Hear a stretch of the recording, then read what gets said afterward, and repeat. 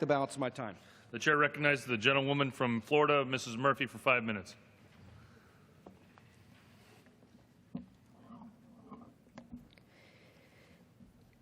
Mr. Speaker, each year about 33,000 Americans die in gun-related incidents, and twice as many are wounded. Over 60% of gun deaths are suicides.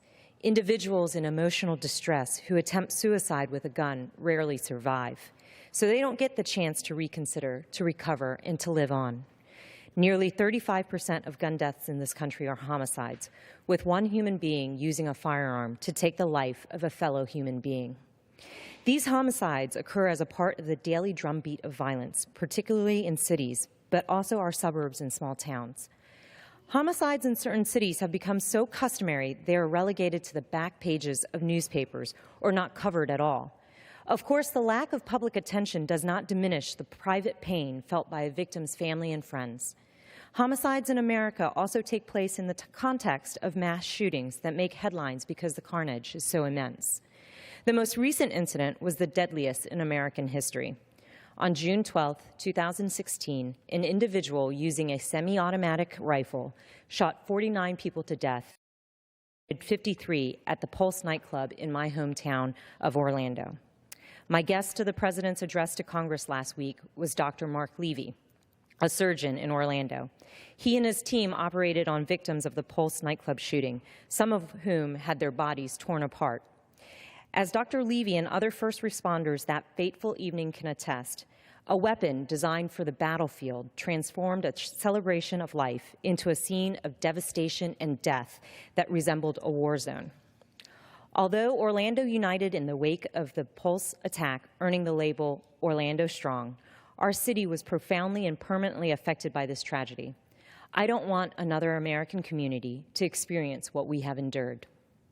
That is why today I'm introducing legislation that would take a modest but meaningful step forward. Specifically, my bill would ensure that the CDC can sponsor evidence-based research into the causes of gun-related incidents and potential ways to reduce gun deaths and injuries.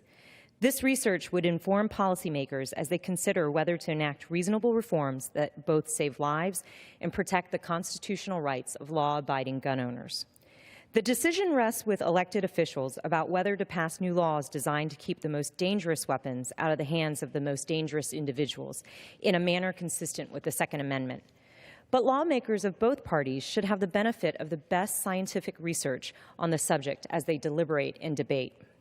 My bill is necessary because for 20 years, Congress has included a policy rider that, as a practical matter, has prevented the CDC and other HHS agencies from supporting research on gun-related incidents. I can respect that elected officials, like the diverse Americans that they represent, have a range of views about the wisdom of enacting reasonable reforms within the space allowed by the Second Amendment. What I cannot respect is any would seek to suppress research into gun-related incidents merely because the lawmaker fears this research could serve as the basis for legislative action that the lawmaker does not favor. Restricting research because you disagree with its results is un-American to its core, a deviation from our proud national tradition of free and open inquiry. As lawmakers, we must recognize that gun incidents are claiming the lives of too many of our citizens and tearing apart too many of our communities. In deciding how best to confront this challenge, we should seek out and sponsor research on this subject, not shun it.